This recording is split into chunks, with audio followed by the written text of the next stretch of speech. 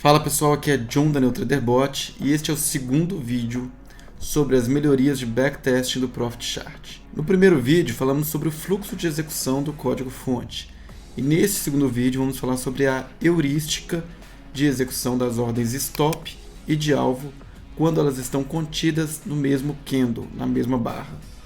Então me acompanhem que eu vou demonstrar aqui. Eu estou então aqui com o meu Profit Chart aberto na versão Beta 214. Virei aqui ajuda sobre, para você certificar, 214. Então eu vou aqui executar uma estratégia na qual eu projetei para que sempre aconteçam o stop e o alvo dentro do mesmo candle, na mesma barra. Então esse aqui é um caso extremo, onde todas as aberturas de posição terão stop e um alvo dentro da mesma barra. Eu vou executar, vou colocar apenas um contrato aqui. E observem aqui o resultado. Tive um resultado então, de menos R$10.000. Não tenho custos de transação, porque não é foco olhar isso aqui neste teste. Tive aqui 3.135 operações. Então este foi o resultado da minha estratégia na versão beta 214.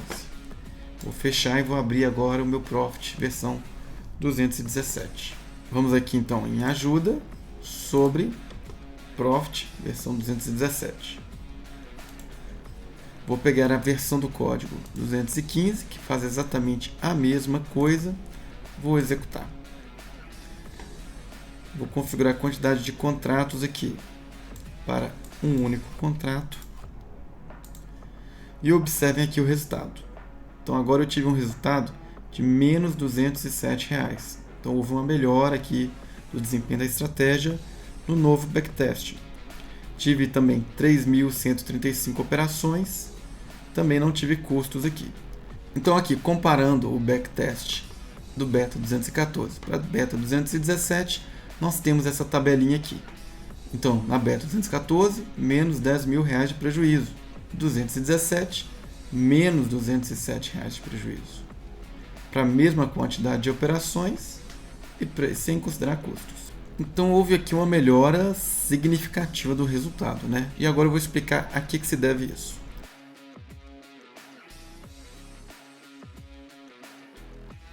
Essa diferença de resultado deve-se à heurística que é utilizada para intracandle.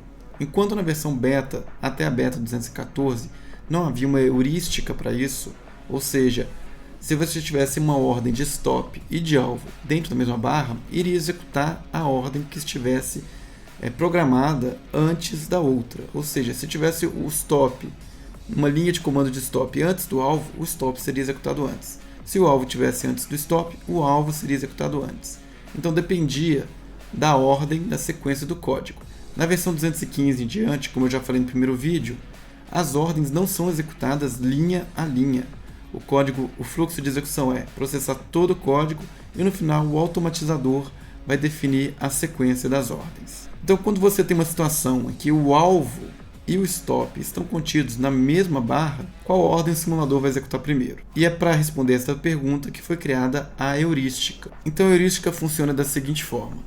Se eu tiver um candle de baixa, a sequência será abertura, máxima, mínima, fechamento. Ou seja, eu vou considerar que o preço saiu da abertura, foi para a máxima, veio para a mínima, encerrou no fechamento. Fez esse zigue-zague aqui.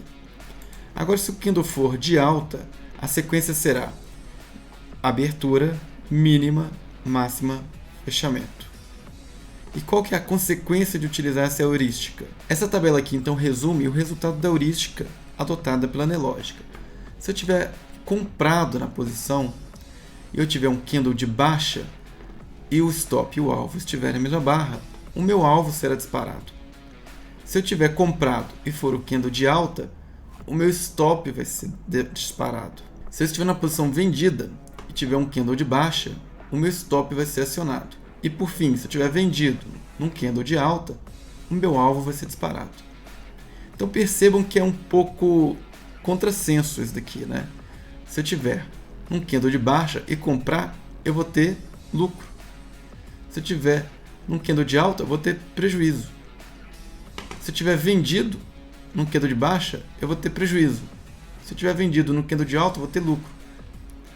À primeira vista, isso parece um pouco contraditório, mas é a heurística que foi adotada aqui.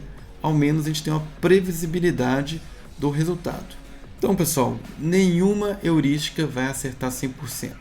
E por que não? Porque a gente não tem dados históricos, informação de movimentação dentro da barra. A gente não sabe se o stop ou o alvo, qual deles seria executado primeiro. Depende aí de ter a dinâmica de movimentação dentro do candle.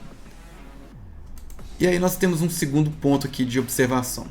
Se a sua estratégia cria muitas situações em que stop e alvo estão na mesma barra, talvez seja interessante você reconsiderar o tempo gráfico ou o stop e alvo que você está utilizando, porque esta configuração é para acontecer poucas vezes.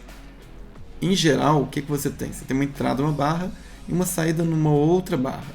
Se isso está acontecendo muito frequente na sua estratégia, é porque o seu tempo gráfico está muito grande ou seus stop e alvo estão muito pequenos. Então você tem que equalizar isso para que a sua estratégia funcione melhor. E por que você precisa fazer isso? Porque se você não alterar, o seu backtest nunca irá refletir com o mínimo de confiabilidade qual seria o resultado num trading real. Ou seja, você pode fazer o backtest que você quiser, aquele resultado de pouco refletirá no trading real. Então não tem sentido fazer backtesting desta forma. A heurística ela é para ser aplicada em algumas poucas situações da sua estratégia, não na maior parte delas. Existiriam outras opções para esse tipo de heurística? Sim, a Nelogica poderia ter implementado antes uma caixa de seleção onde a gente pudesse selecionar um comportamento conservador, ou seja, o stop sempre seria executado antes, na situação em que stop e alvo estivessem dentro da mesma barra. Segunda forma, poderia-se utilizar uma heurística baseada na proximidade de máximo e mínimo em relação ao preço de abertura. Então, se seu mínimo está mais próximo da abertura do que o máximo, seria razoável você supor que a movimentação daria primeiro para o mínimo, depois para o máximo. Agora, se o máximo estivesse mais próximo da abertura, a gente também poderia supor que primeiro iria para o máximo, depois para o mínimo.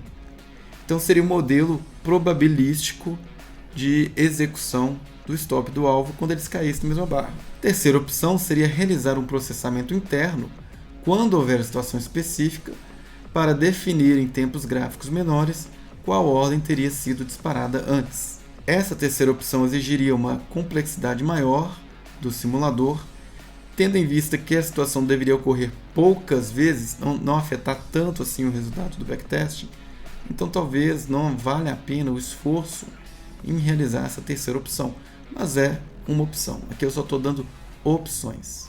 Bom, pessoal, espero que tenham gostado deste conteúdo, espero que também tenha ficado claro que parte da diferença do backtesting até a versão 214 e 215 e diante, além do mecanismo de funcionamento do backtesting que foi alterado, deve-se também a essa heurística que foi inserida para os casos em que o stop e o alvo ocorram dentro da mesma barra.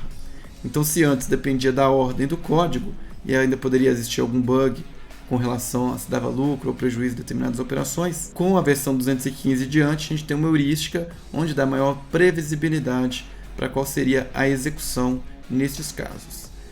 Apesar de ser um pouco contraditório, como eu demonstrei na tabela, pelo menos dá uma certa previsibilidade para o backtesting. E lembrando que nenhuma heurística vai acertar 100%. Então pode ser que no futuro a Nelogica venha a implementar alguma melhoria nessa heurística ou dar outras opções de heurísticas para serem utilizadas no backtesting. Então nos vemos no próximo vídeo e até!